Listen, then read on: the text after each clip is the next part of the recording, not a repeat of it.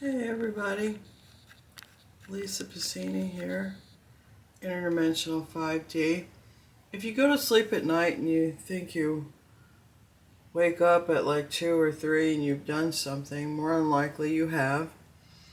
We consider this working for the army of the Lord or working for the army of the bad guy. My theorems are based on Dolores Cannon's work, reading the Bible, and my own personal experiences. Now today, I'm just going to read. I'm going to continue reading this journal. It's falling apart. I really would like to get this into hands of somebody who would appreciate it. But it's from 1856. People coming from the east, heading west, and they stopped in Kansas City, Kansas. This is another piece. I have an eBay site. I just changed the name to Lisa's Time Closet. It's an International Order of Odd Fellows pin. These are diamonds in there. Those are mine-cut diamonds. They don't cut diamonds like that anymore. And it's from Kansas. It's marked. It's seen better days. It used to have its original holder, but I don't know where that went. I'm selling this for an elderly couple who's on the verge of going bankrupt. So I'm going to put that out on eBay, and I'm not really sure what the price is. It's all gold, and those diamonds are real. It's two different kinds of gold. This one's a little rosier than these. It's interesting, but it is all gold. I had it looked at by professional jewelers. It's not marked, but if you look at the pin, the way the pins are made, you know, dates and ages it, and then the numbers and stamped in it, and this is Kansas on there is hand engraved. You know, you just don't see that kind of work anymore. Anyway, there's a odd piece of Oddfellow memorabilia. Now let's see if we can find where we left off. I didn't leave the marker in there, bad me.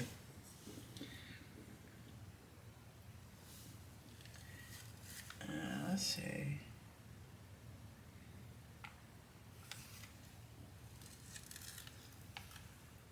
Sprays for family use.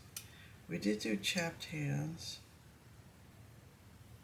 I think we didn't read about curing beef.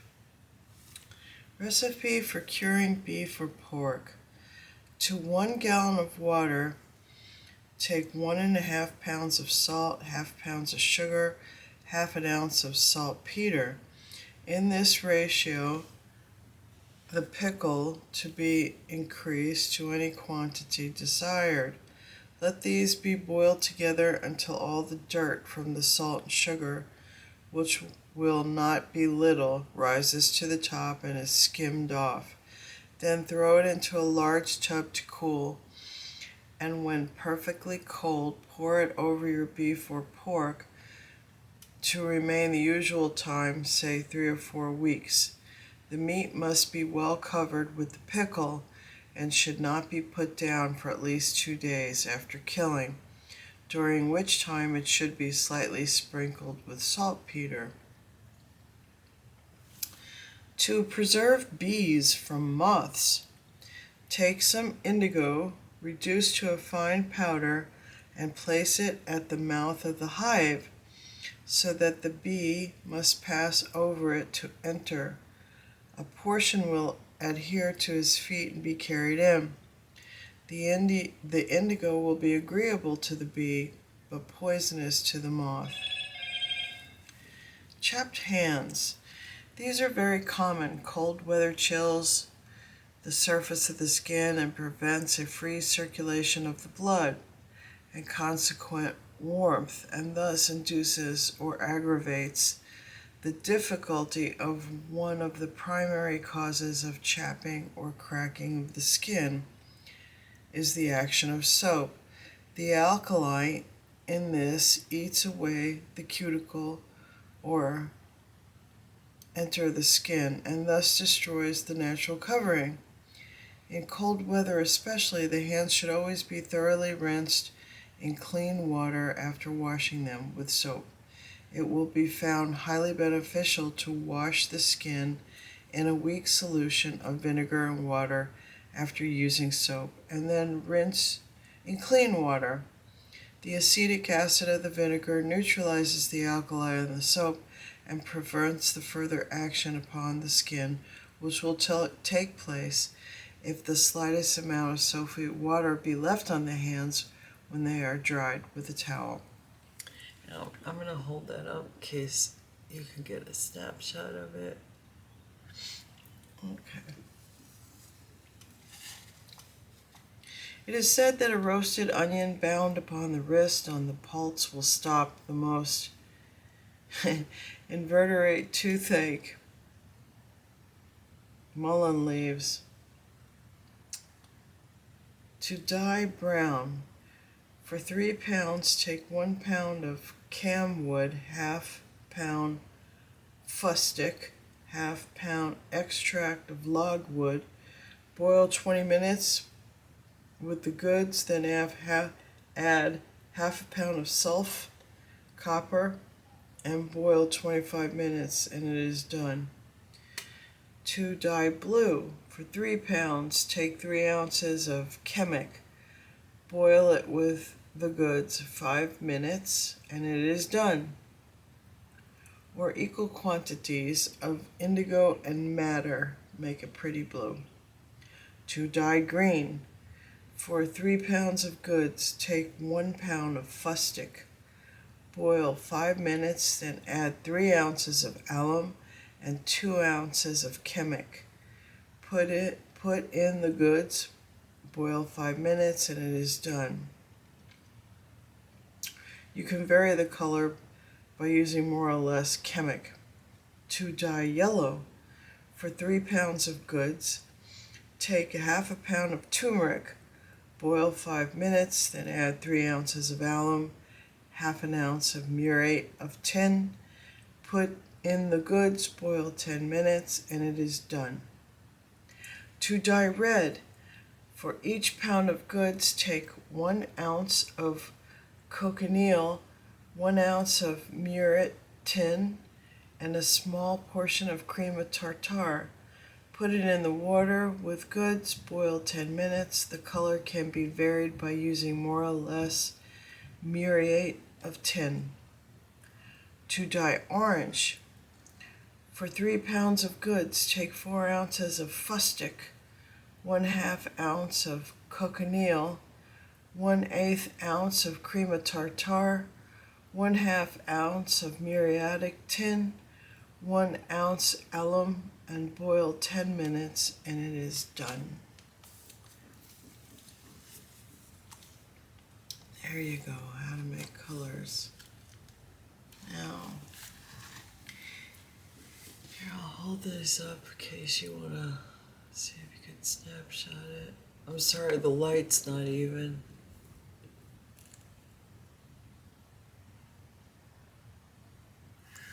Okay. Indian biscuits. Take 1 quart of cold Indian mush or hasty pudding. Put it into a pan containing about the same quantity of either coarse or fine wheat flour.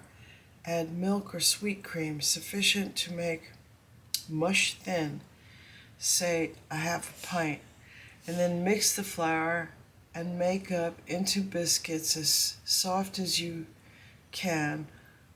Well handle them and bake in a quick oven 20 minutes. Cold boiled hominy with flour alone, mix and made into biscuits, makes nice breakfast cakes. Now I notice they don't give temperatures, but they probably cooked over fire stoves, so they would be very hot. And I did find out a gill is 4 ounces. It's also at ½ a pint, could be equal to a gill. Rice bread. Take 1 teacupful of rice boiled in water until soft. If for breakfast, it should be boiled overnight. or use cold rice left from the previous dinner. Mix it with 2 beaten eggs, a little more than a pint of milk, as much less than a pint of Indian meal as you have over the pint of milk, and 2 tablespoonfuls of flour. This will fill 2 middle-sized square tins and requires to be baked nearly an hour. I think everyone who appreciates good, wholesome bread will acknowledge this to be worth recommending. To make a boiled Indian meal pudding, take 1 quart of buttermilk, 2 eggs, 1 teaspoonful of soda, add meal enough to make a thick batter. Tie it tightly in a bag, drop it in a kettle or boiling water, and let it boil 1 hour. Eat it with sauce to suit the taste. To clean ribbons, take equal quantities of alcohol, soft soap, and honey mixed together. Spread the ribbon on a table, and rub it on with a cloth or sponge. It requires considerable rubbing. Rinse it well in several portions of water till it looks clear. If white ribbon blew the water, dry quick and iron when nearly dry. Arresting fermentation. A writer in the Boston Journal gives directions for arresting the vinous and acetic fermentation in cider, which at this season of the year may interest some of our readers. He says, put the new cider into clean casks or barrels and allow it to ferment from 1 to 3 weeks according as the weather is cool or warm. When it has attained a lively fermentation, add to each gallon 3/4 of a pound of white sugar, and let the whole ferment again until it possesses nearly the brisk, pleasant taste which it is desirable should be permanent. Pour out a quart of this cider and mix it with 1/4 of an ounce of sulfite of lime for every gallon the cask contains. Stir until it is intimately mixed and pour the emulsion into the liquid. Agitate the contents of the cask thoroughly for a few moments, then let it rest, that the cider may settle. Fermentation will be arrested at once and will not be resumed. It may be bottled in the course of a few weeks, or it may be allowed to remain in the cask and used on draft. If bottled, it will become a sparkling cider, better than what is called champagne wine.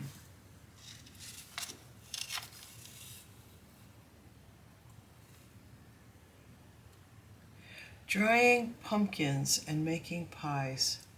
Cut them and stew them till they are soft and dry.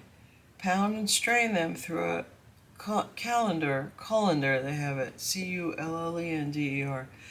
Then grease pie pans, spread it on 1/4 of an inch thick, and dry it.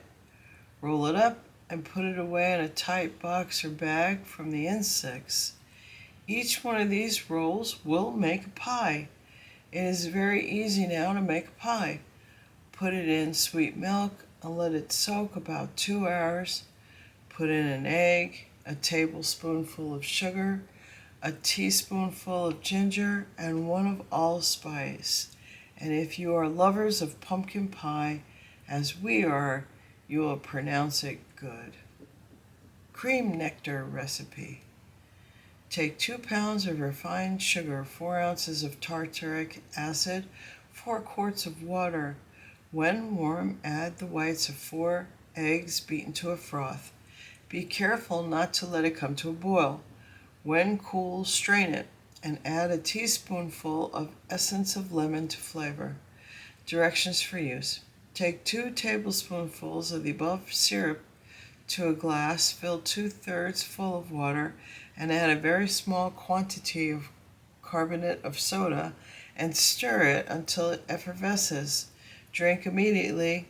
Make the syrup in a brass or porcelain kettle.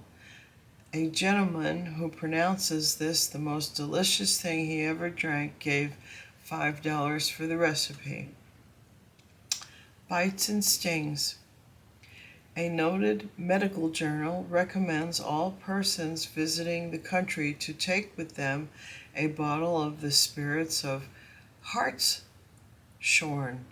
and in case of being bitten or stung by any poisonous animal or insect, the immediate free application of the alkaline as a wash to the part bitten gives instant, perfect, and permanent relief. The bite of a mad dog not accepted. Accepted. Strong ashes and water are also said to be a remedy.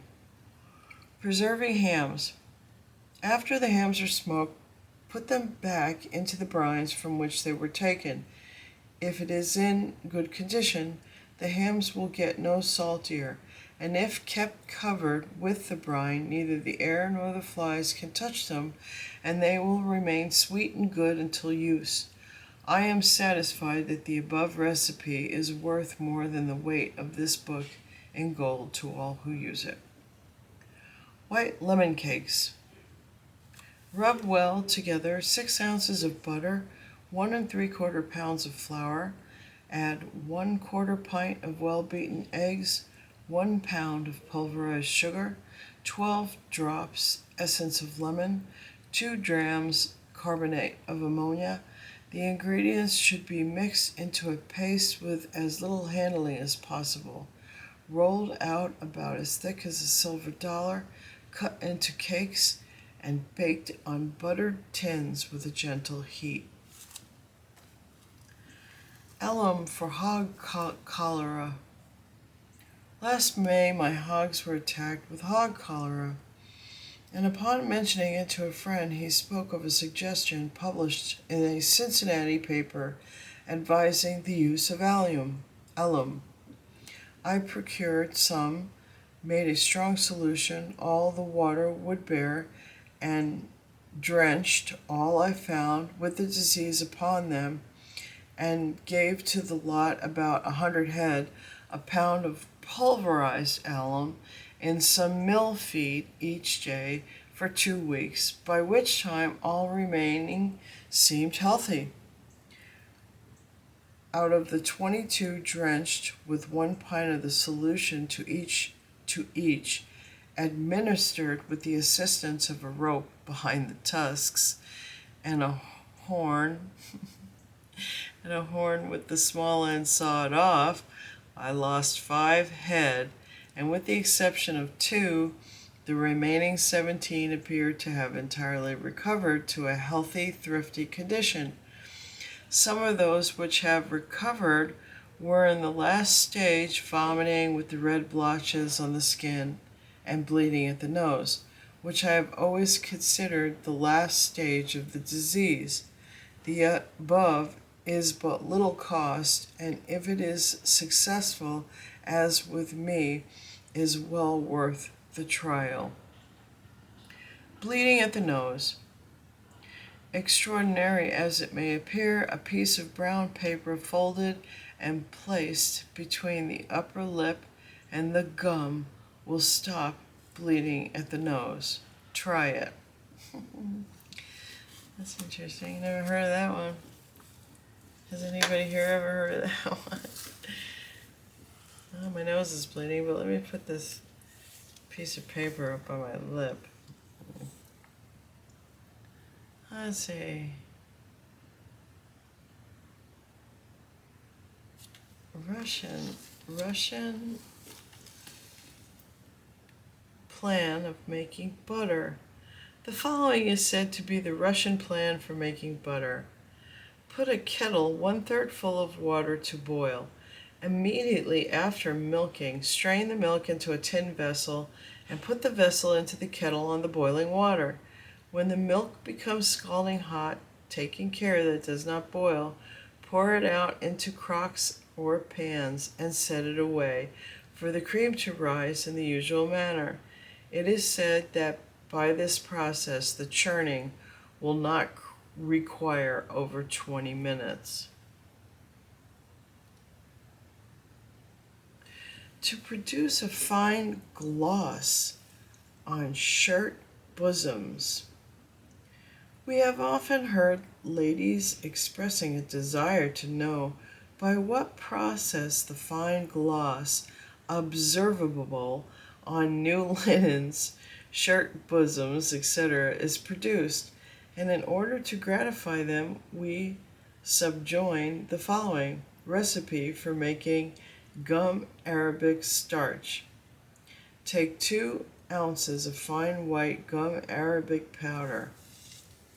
Put it into a pitcher and pour on it a pint or more of boiling water, according to the degree of the strength you desire, and then, having covered it, let it stand all night. In the morning, pour it carefully from the dregs into a clean bottle, cork it, and keep it for use.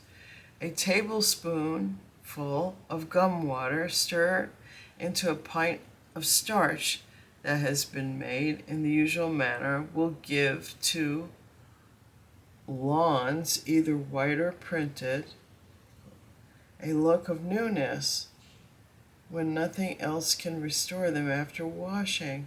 It is also good, much diluted, for white muslin and bobbinet. Will give lawns. Lawns must be a type of fabric. Interesting. Language changes. We call things different things over time, don't we? All things change. Interesting experiments for juveniles. This is for you homeschool people. Let's see if you could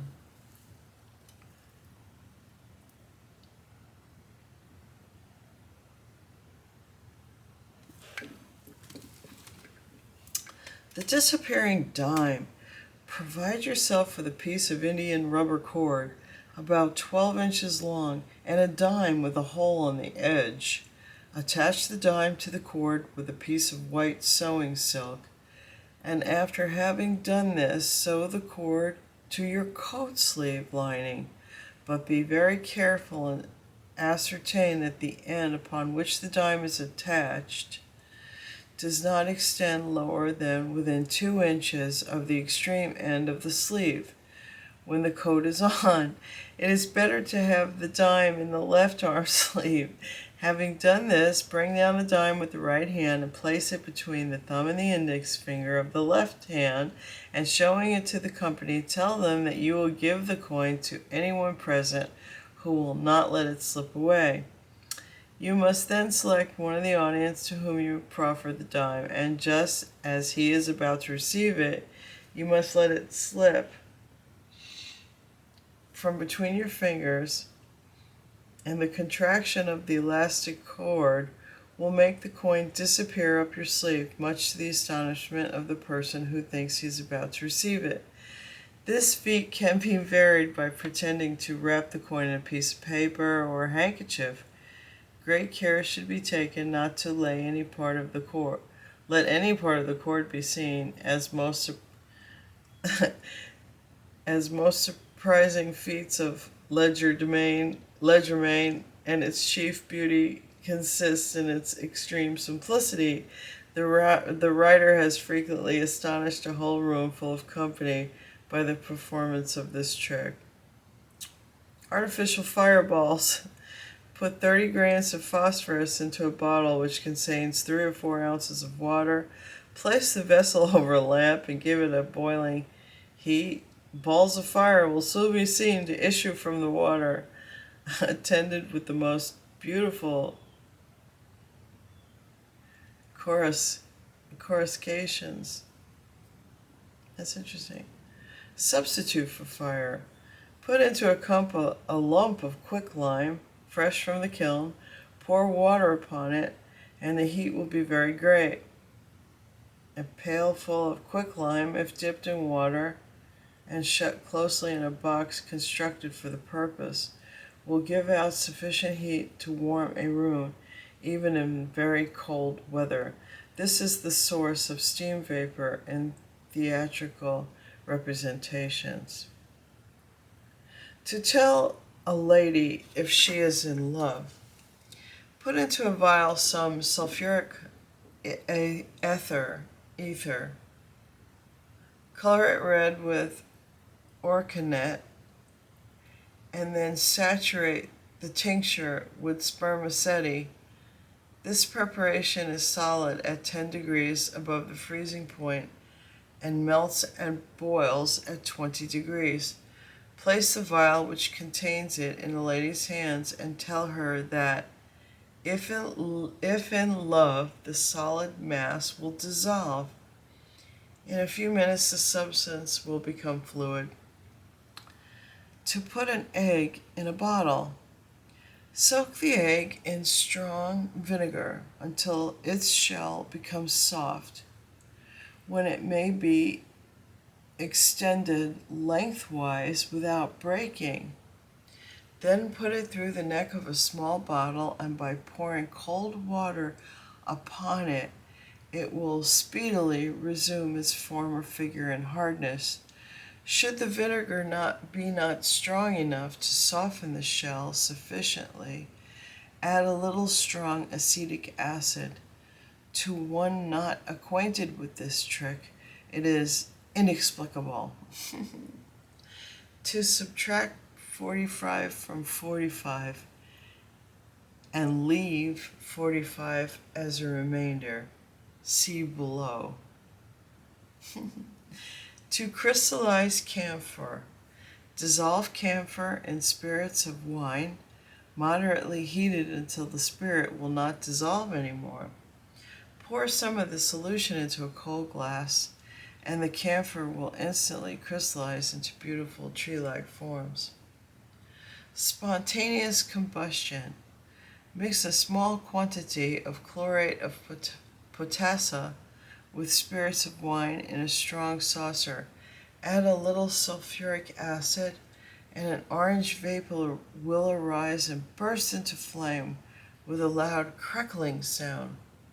Throw a small piece of potassium into a basin of water, and it will swim upon the surface and burn with a beautiful flame. Magic inks. Dissolve oxide of cobalt in acetic acid, to which add a little nitrate. Write with this solution. Hold the writing to the fire. It will be a pale rose color, which will again disappear on cooling. Dissolve equal parts of sulfate of copper and muriate of ammonia in water. Write with the solution, and when dry, hold it to the fire, the warmth of which will bring out the writing, which will again disappear on becoming cold.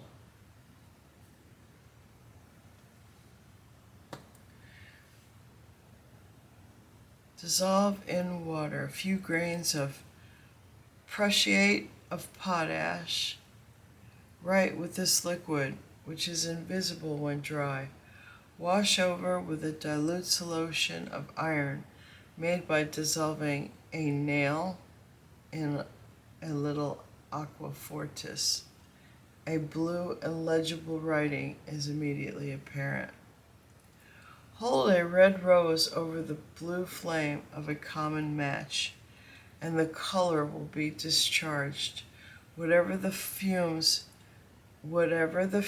touch the leaves of the flowers so as to render them beautifully variegated or entirely white. If it be then dipped into water, the redness after a time will be restored. And that's all I'm going to read today on this, folks. I don't have it on eBay yet. I would like to read it all before I do that. So that's all I have. I hope you enjoyed some of these recipes. And you be well, friends. Bye now.